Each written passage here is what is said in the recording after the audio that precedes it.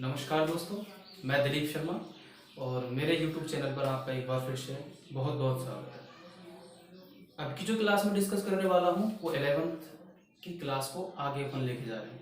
और उस क्लास में अपन ने डिस्कस कर लिया था बेटा इंट्रोडक्शन से रिलेटेड और बेसिक कंसेप्ट ऑफ केमिस्ट्री अपन पढ़ रहे थे और थोड़ी बहुत इंट्रोडक्शन से रिलेटेड अपन ने बात कर ली थी। अब जो आगे आने वाली बात है वो अपन क्लासीफाई करेंगे, मैटर क्या होता है, मैटर कितने टाइप्स के होते हैं, क्या क्या किस बेसिस पे क्लासीफाई किया गया है, उन सारी चीज़ों की स्टडी अपन इस क्लास में करने वाले हैं। तो सबसे पहले एक बार फिर से मैं बताता हूँ आपके लिए मैटर होता क्या है। तो देखिए सामने लिखा हुआ है, मैटर को हिंदी में अपन बोलते हैं द्रव्य। क्या बोलते हैं हिंदी में बेटा? द्रव्य। और ये कहते हैं कि the substance which occupy space and have some mass or volume called matter। यानी अपन हिंदी में बोले तो ये कह सकते हैं कि कोई भी वस्तु जो स्थान घेरती है तथा उसका निश्चित द्रव्यमान होता है एवं आयतन होता है, क्या कहलाता है? द्रव्य कहलाता है। क्या कहलाता है बेटा? द्रव्य कहलाता है। तो दूसरी बात अपन ये देखते हैं कि यहाँ पर यही की यही इस मैटर को दो तरीके से क्लासिफाई करते हैं। एक तो है आपके पास फिजिकल प्रॉपर्टीज के बेस पे, एक अपन क्लासिफाई करते हैं केमिकल प्रॉपर्टीज के बेस पे। किन किस के बेस पे क्लासिफाई करते हैं? एक तो बेटा मैटर को अपन क्लासिफाई करते हैं, देखना बेटा, on the basis of physical properties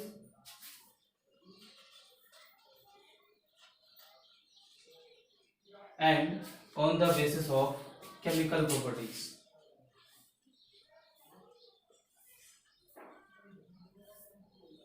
यानी इसको बोलते हैं बेटा अपन रासायनिक गुणों के आधार पर, और इसको अपन बोलते हैं भौतिक गुणों के आधार पर।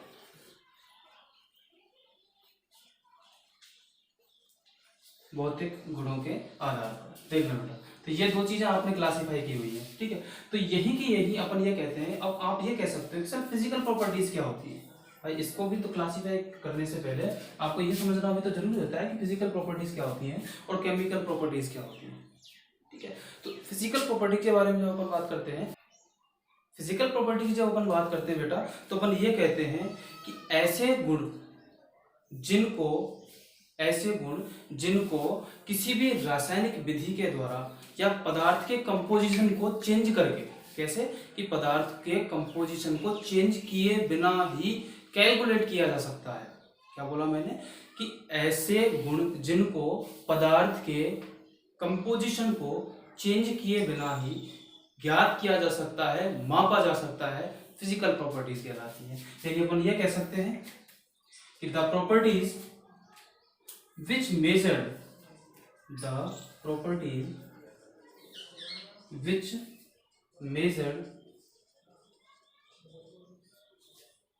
without changes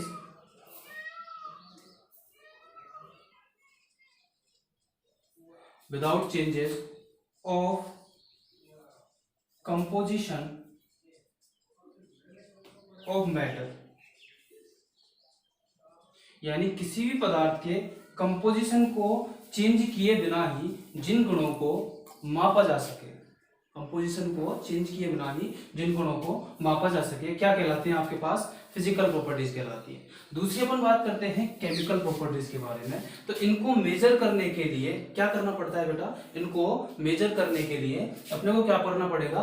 किसी भी मॉलिक्यूल के कंपोजिशन को चेंज करना पड़ेगा। क्या करना पड़ेगा? चेंज करना पड़ेगा। यानी अपन कह सकते हैं these properties are measured by changing of the composition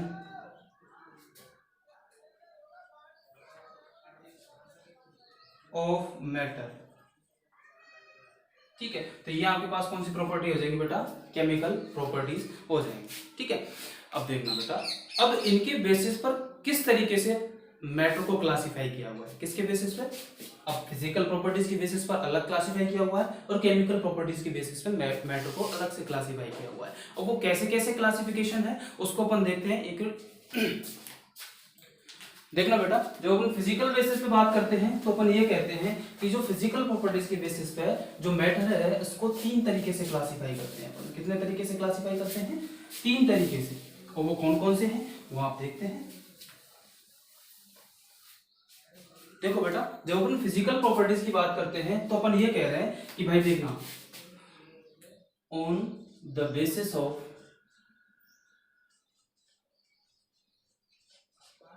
physical properties, और फिजिकल प्रॉपर्टीज की बेसिस पर अपन क्या बात करते हैं, ये कह रहे हैं कि फिजिकल प्रॉपर्टीज की बेसिस पर जो मैटर है वो आपके पास 3 तरीके का होता है। सबसे पहले है आपके पास बेटा सॉलिड, दूसरा है बेटा आपके पास लिक्विड, और तीसरा है आपके पास गैसेस। ठीक है, तो ये 3 तरीके से आपने इसको क्लासिफाई किया हुआ है। और इन तीनों तरीके की क्लासिफिकेशन को अपन एक एक करके देखते हैं कि भाई है क्या, किस बेसिस पर क्लासिफाई किया हुआ है। तो इन तीनों तरीके के बेसिस को अपन जब देखते हैं तो अपने को पता चलता है कि सॉलिड के बीच में जो इंटरमॉलिक्यूलर फोर्सेस होते हैं, अंतरा आणविक बल, सॉलिड को अपन बोलते हैं बेटा ठोस, इसको बोलते हैं बेटा अपन द्रव, और इसको अपन बोलते हैं गैस। क्या बोलते हैं इसको? गैस बोलते हैं। जब अपन सॉलिड की बात करते हैं तो बेटा अपन ये कहते हैं कि यहां पर बात करेंगे अपन इंटरमॉलिक्यूलर फोर्स की।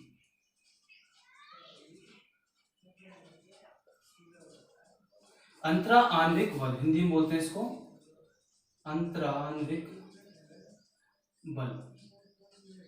यानी अपन ये कहते हैं कि जो सॉलिड है इसके अणुओं के मध्य में अंतरा आणविक बल बहुत ज्यादा होता है। क्या होता है? बहुत ज्यादा होता है। तो अपन ये कहते हैं कि यहां पर अंतरा आणविक बल बहुत ज्यादा होता है। ठीक है, यहां पर लिखेंगे लेस देन सॉलिड, और यहां पर लेस, सबसे कम जो इंटरमॉलिक्यूलर फोर्सेस होता है वो किन के बीच में होता है? गैसेस के बीच में। अब बेटा जब हम बात करते हैं इंटरमॉलिक्यूलर फोर्स क्या होता है, अपन ये कहेंगे कि इंटरमॉलिक्यूलर फोर्स में फोर्स ऑफ अट्रैक्शन की बात कर रहे हैं। इंटरमॉलिक्यूलर फोर्स में अपन किसकी बात कर रहे हैं? फोर्स ऑफ अट्रैक्शन की। फोर्स ऑफ अट्रैक्शन ये भी मैं मेजर कर देता हूं। इंटरमॉलिक्यूलर फोर्सेस में कौन आ गया? फोर्स ऑफ अट्रैक्शन, यानी आकर्षण का बल, आकर्षण जो बल है उसकी अपन बात करेंगे। देखना बेटा, जब अपन आकर्षण बल की बात करते हैं तो अपन ये कहेंगे कि बेटा यहां पर जब आकर्षण बल क्या होता है? सबसे ज्यादा होता है, तभी तो सॉलिड के मॉलिक्यूल एक दूसरे के सबसे ज्यादा नजदीक होते हैं। तो इसका मतलब क्या हुआ, यहाँ पर इसके जो मॉलिक्यूल है वो बहुत ज्यादा कॉम्पैक्ट होते हैं, बहुत ज्यादा नजदीक नजदीक होते हैं। ठीक है, इसमें जो मॉलिक्यूल होते हैं ये इसकी तुलना में थोड़े से दूर होते हैं। क्या बोल रहा हूं मैं? यहाँ जो लिक्विड के मॉलिक्यूल होते हैं वो सॉलिड के मॉलिक्यूल की तुलना में थोड़े से दूर होते हैं, और इसके जो मॉलिक्यूल हैं बहुत ज्यादा दूर होते हैं। क्या होते हैं? इसके जो मॉलिक्यूल हैं ये बहुत ज्यादा दूर होते हैं। तो ये बात को समझना, बहुत अच्छे से समझने की कोशिश कर रहे हैं। मैं ये कह रहा हूं बेटा कि यहाँ पर जो सॉलिड के मॉलिक्यूल हैं इनके बीच में इंटरमॉलिक्यूलर फोर्स सबसे ज्यादा होगा। तो अपन ये कहेंगे डिस्टेंस बिटवीन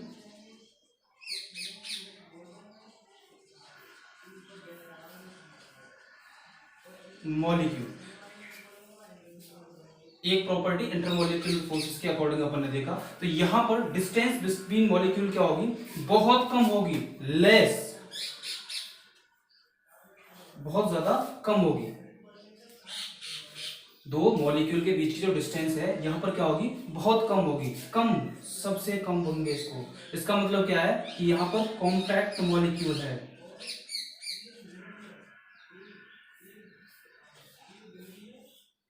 ठीक है, यहां पर अपन बात करते हैं तो यहां पर ये कहेंगे कि सॉलिड के कंपैरेटिव क्या होता है, यहां पर थोड़े से दूर होते हैं इनके मॉलिक्यूल। तो अपन मिलेंगे फार देन सॉलिड, और यहां पर इन दोनों की तुलना में क्या होते हैं? मॉलिक्यूल सबसे दूर होते हैं। तो फार, या कह सकते हैं इनके बीच की जो डिस्टेंस होती है वो क्या होती है? बहुत कम होती है।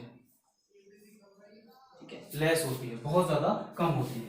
ठीक है, है। तो ये बेसिक सा क्लासिफिकेशन था जो मैं आपको बता रहा हूँ, और इससे ज्यादा जो प्रॉपर्टीज हैं वो अपन कहाँ पे जाके पढ़ने वाले हैं, इसको अपन जाके जब अपन स्टेट की बात करेंगे, स्टेट ऑफ मैटर की, वहां अपन और डिटेल में इसको स्टडी करेंगे। ठीक है, तो केवल मैं तक ये बताना था कि जो फिजिकल प्रॉपर्टीज हैं उनको बिना किसी केमिकल चेंजेस के अपन क्या कर सकते हैं, मेजर कर सकते हैं। भाई देखिए, अब मेरे को इंटरमोलिक्यूलर फोर्स या अंतरांगिक बल आकर्षण जो मेरे को कैलकुलेट करना है, तो उसको कैलकुलेट करने के लिए फिजिकल चेंजेस थोड़ी ना करना पड़ेगा कि वाटर के मॉलिक्यूल को आप दूर दूर लेके जाइए या वाटर के मॉलिक्यूल की कंपोजिशन को चेंज करिए, भाई H2O की जगह O2H बनाइए, ऐसे तो कुछ करना है नहीं अपने को। ठीक है, तो केवल जैसा कंपोजिशन था उसी को देखा और उसके बेसिस पे अपन ने क्या कर लिया, इनको क्लासिफाई कर दिया। क्या कर दिया, क्लासिफाई कर दिया। तो ठीक है, ये आपके पास क्या बन गया, फिजिकल प्रॉपर्टीज के बेसिस पे क्लासिफिकेशन। इससे ज्यादा डिटेल और अपन अगली क्लास में आके देखेंगे। ठीक है, मतलब जो आपकी कौन सी क्लास होगी, स्टेट ऑफ मैटर का जो चैप्टर होगा वहां इनके क्लासिफिकेशन की बात करेंगे। दूसरी जो प्रॉपर्टी है वो है आपके बेटा केमिकल प्रॉपर्टीज, और केमिकल प्रॉपर्टीज के बेसिस पर किसी भी मैटर को किस तरीके से क्लासिफाई किया गया है वो अपन अब देखने वाले हैं। ठीक है, देखिए बेटा, जब अपन केमिकल प्रॉपर्टीज की बात करते हैं तो अपन ये कह रहे हैं कि केमिकल प्रॉपर्टीज की बेसिस पर जो आपके पास मैटर होता है उसको दो तरीके से क्लासिफाई करते हैं। कितने तरीके से क्लासिफाई करते हैं बेटा, दो तरीके से क्लासिफाई करते हैं। On the basis of chemical properties the matter is classified in two categories. ठीक है, और these two categories are as follow. पहली अपन बात करते हैं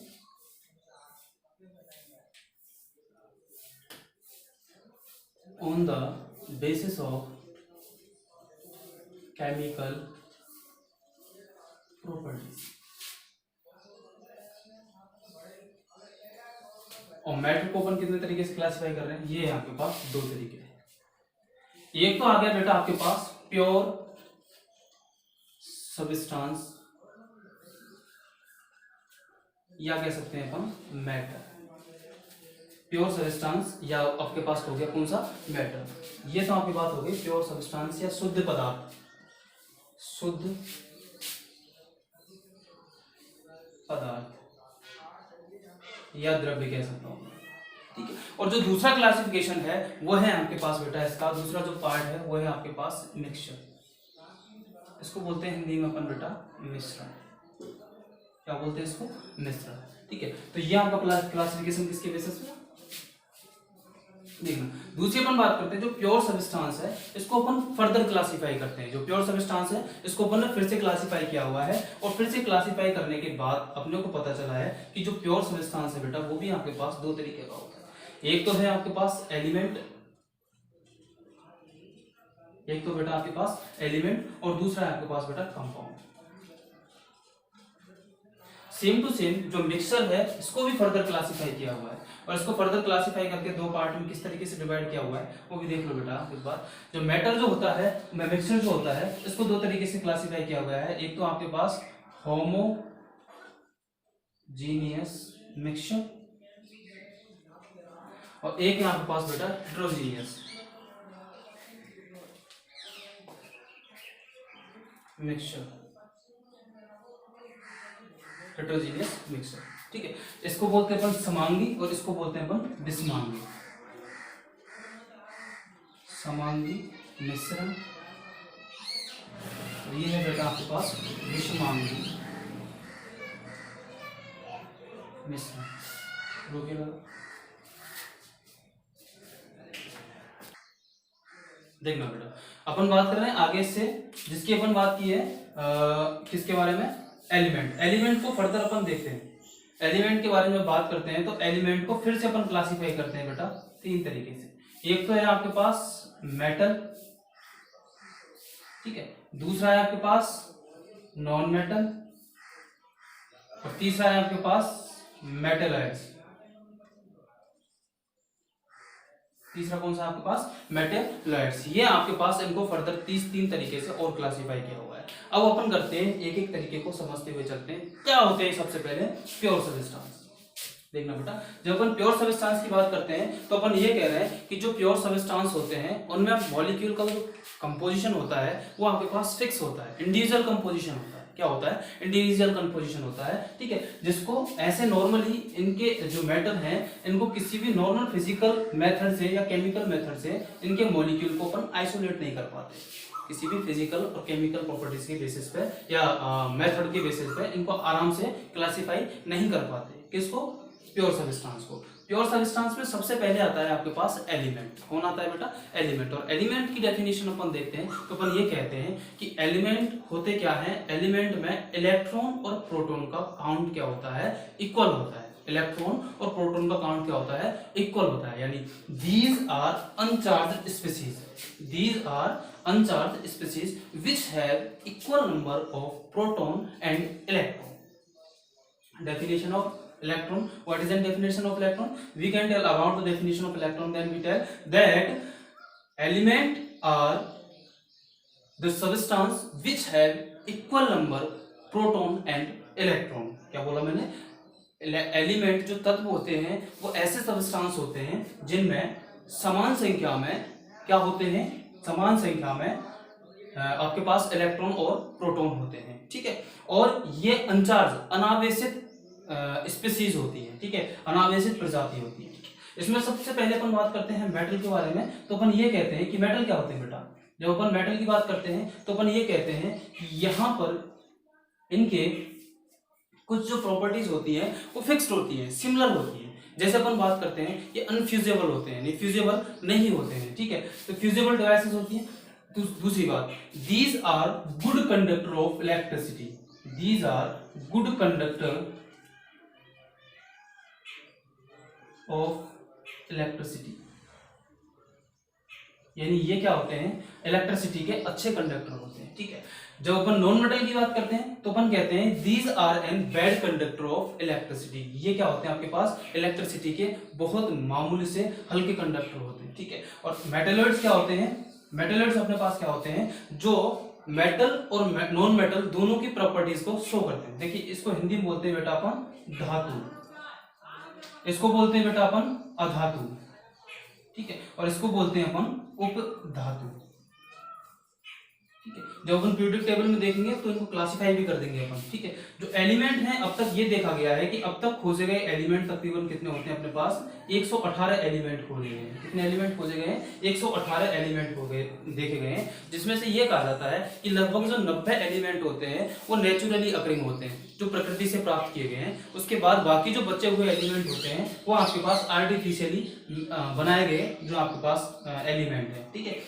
एलिमेंट को फर्दर क्लासिफाई किया 3 तरीके से, धातु, अधातु और उपधातु। धातु के बारे में बात कर रहे हैं तो अपन ये कह रहे हैं कि ये अपने पास विद्युत के अच्छे चालक होते हैं, ये इसकी एक प्रॉपर्टी होती है मेटल की। जबकि यहाँ पर अपन बात करते हैं नॉन मेटल के बारे में तो ये कहते हैं कि यहाँ पर these are bad conductor of electricity. क्या कह सकते हैं, कंडक्टर होते ही नहीं है, इनमें किसी भी तरीके से इलेक्ट्रिसिटी पास होती ही नहीं है। इसकी अपन बात करते हैं उपधातु के बारे में तो अपन ये कहते हैं कि ये धातु और अधातु दोनों के गुण को प्रदर्शित करने वाले स्पीशीज हैं। यानी धातुओं के साथ जुड़ेंगे तो धातुओं की तरह व्यवहार करने लगेंगे और अधातुओं के साथ जुड़ेंगे तो अधातुओं की तरह व्यवहार करने लगेंगे। दूसरी अपन बात करते हैं कंपाउंड के बारे में। देखिए भाई, एलिमेंट की जब अपन बात कर रहे थे तो अपन फिक्स एलिमेंट के बारे में बात करते हैं, ठीक है। अपन ये कह रहे हैं कंपाउंड, तो कंपाउंड के बारे में ये कहते हैं कि ये जो सब्सटेंस होते हैं, ये जो पदार्थ होते हैं, ये जो मेटल होते हैं, ये एक से ज्यादा तत्वों से मिलकर बने हुए रहते हैं।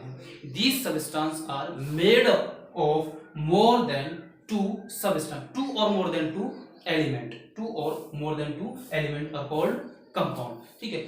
These are also can not be isolated with normal physical method, ठीक है। इनको आसानी से किसी भी नॉर्मल, किसी भी फिजिकल मेथड के द्वारा इनको आसानी से आइसोलेट नहीं किया जा सकता, किसी भी मेटल के जरिए इनको आइसोलेट नहीं किया जा सकता। तो ये आपके पास मैंने 2 बातें क्लियर कर दी है। तीसरी जो अपन बात करते हैं तो अपन ये कहते हैं कि यहाँ पर मिक्सचर की बात करेंगे, ठीक है बेटा। यहाँ पर अपन किसकी बात करेंगे, मिक्सचर की बात करेंगे। हाँ बेटा देखना, जब अपन ये बात कर रहे हैं इनके बारे में, हाँ एक बार फर्दर से इनको एक बार और देख लीजिए, इनके कुछ एक एग्जांपल्स बाकी हैं। जब हम मेटल की बात करते हैं तो मेटल के बारे में अपन ये कहते हैं कि these are fusible having higher melting point and boiling point, क्या रखते हैं, ज्यादा अपने पास मेल्टिंग पॉइंट रखते हैं और बॉइलिंग पॉइंट रखते हैं, क्या कहलाते हैं बेटा आपके पास, मेटल कहलाते हैं। क्या कहलाते हैं आपके पास, मेटल कहलाते हैं। मेटल जिसको अपन बोलते हैं धातु, ठीक है। यहां इनके एग्जांपल की बात करते हैं, जैसे आपके पास गोल्ड है बेटा, जिंक है, यहाँ के पास क्या हो जाएंगे, मेटल का काम करने वाले हैं। एल्यूमिनियम है, कॉपर है, ये सारे सारे क्या है आपके पास, मेटल बन जाएंगे, ठीक है। दूसरी अपन बात करते हैं नॉन मेटल के बारे में, तो अपन ये कहते हैं कि ऐसी कुछ बढ़िया बढ़िया प्रॉपर्टीज को ये नहीं रखते हैं। क्या नहीं रखते हैं, जो नॉन मेटल होते हैं ऐसी प्रॉपर्टीज को नहीं रखते हैं। यानी अपन ये कह सकते हैं कि these are not have metallic properties। एक और बात है इसमें मेटल में बेटा, वो है आपके पास क्या, कंडक्टर ऑफ इलेक्ट्रिसिटी।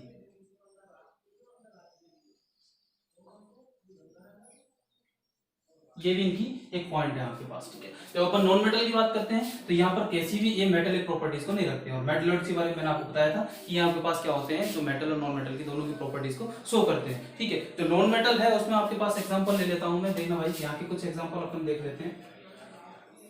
सल्फर है आपके पास, फॉस्फोरस है आपके पास, तो ये आपके पास क्या बन जाएंगे, इसका काम करेंगे, मेटल का काम करेंगे। किसका काम करेंगे बेटा, मेटल का काम करेंगे। और दूसरी अपन बात करते हैं मेटलॉइड्स के बारे में, तो अपन ये कह सकते हैं कि यहाँ पर आपके पास कौन है, आर्सेनिक है, एंटीमनी है, ठीक है। तो ये आपके पास किसका काम करते हैं, नॉन मेटल का काम करते हैं, ठीक है। इसके बाद अपन बात करेंगे बेटा, अगला आने वाला जो क्लासिफिकेशन है वो मैंने बता दिया, कंपाउंड के बारे में भी अपन डिस्कस कर चुके हैं। इसके बाद अपन के पास कौन है, होमोजीनियस और हेटेरोजीनियस मिक्सर। सबसे पहले अपन बात करते हैं मिक्सर क्या होते हैं। सबसे पहले अपन किसकी बात करते हैं, मिक्सर क्या होते हैं, ठीक है। तो ये अपन ये कहते हैं कि mixture are the substance which are form by 2 or more than 2 type of compound। Mixture are the substance which formed by 2 or more than 2 substance, ठीक है। अपन ये कहते हैं कि मिश्रण जो होते हैं वो आपके पास क्या होते हैं, ऐसे आपके पास सब्सटेंस होते हैं जो किस तरीके से बने होते हैं, 2 या 2 से अधिक यौगिकों से मिलकर बने होते हैं, ठीक है। जब अपन होमोजीनियस मिक्सचर के बारे में बात करते हैं तो इसकी डेफिनेशन सीधी सी है बेटा, कि यहाँ पर अपन देखते हैं कि जो इनकी आपके पास, देखिए जब अपन सॉल्यूशन की बात करते हैं तो सॉल्यूशन में 2 चीजें होती हैं। एक तो होता है बेटा आपके पास सॉल्यूट, ठीक है, ठीक है। तो ये आपके पास कौन हो गया, एक तो सॉल्यूट हो गया, एक आपके पास कौन आ गया, सॉल्वेंट। इसको अपन बोलते हैं विलेय, इसको अपन बोलते हैं विलायक। अपन ये कहते हैं कि जो यौगिक होते हैं, जो आपके पास समांगी मिश्रण होते हैं, उसमें विलेय और विलायक जब सॉल्यूशन बन गया, क्या हो गया, जब सॉल्यूशन बन गया तो मॉलिक्यूल में, यानी जो आपके पास सॉल्यूशन होगा उसमें हर जगह पे किसी भी कंपाउंड का केमिकल, यानी मिक्सर का केमिकल कंपोजिशन सेम होगा। यानी इसमें सॉल्यूट और सॉल्वेंट के जो मॉलिक्यूल होंगे हर जगह इक्वल क्वांटिटी में डिवाइड होंगे। और ये भी हो सकता है कि इनकी जो आपके पास कंपोजिशन हो, इनकी जो स्टेट हो, क्या हो, स्टेट, यानी अपन बात करते हैं अवस्था की, सॉलिड, लिक्विड और गैस की बात करते हैं, तो हो सकता है इनकी जो अवस्थाएं भी हो वो भी आपके पास क्या हो, समान हो। किनमें, होमोजीनियस मिक्सचर में। जबकि अपन बात करते हैं हेटेरोजीनियस मिक्सचर की, तो अपन ये कहते हैं कि यहाँ पर जो आपके पास सॉलिड और सॉल्वेंट का जो कंपोजिशन होता है वो अनइक्वल होता है, फिक्स नहीं होता, ठीक है। क्या नहीं होता, फिक्स नहीं होता। और फिक्स नहीं होगा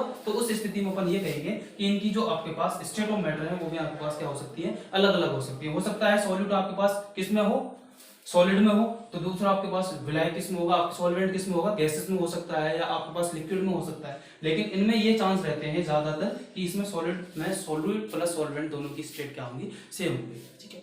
तो ये जो बातें की है बेटा वो अपन ने बात की अब तक की मैटर के पूरे क्लासिफिकेशन की, ठीक है। तो आज की क्लास इसी के लिए थी। आगे जो आने वाली क्लास है उसमें अपन स्टार्ट करेंगे मेजरमेंट के बारे में, जिसमें अपन पढ़ने वाले हैं मेजरमेंट वगैरह की चीजें भी, कौन कौन सी यूनिट मेजरमेंट के लिए काम आती है, ठीक है। कुछ एक नंबर्स वगैरह हैं उनके अपन बारे में बात करेंगे, ठीक है। सार्थक अंक जिनको अपन बोलते हैं, ठीक है, तो इनके बारे में भी अपन बात करेंगे। तो आगे आने वाली क्लास में आप थोड़ा सा और इन चीजों को पढ़ के बैठिएगा और अच्छे से समझ में आएंगे, ठीक है। ख्याल रखिए और सुरक्षित रहिए। धन्यवाद।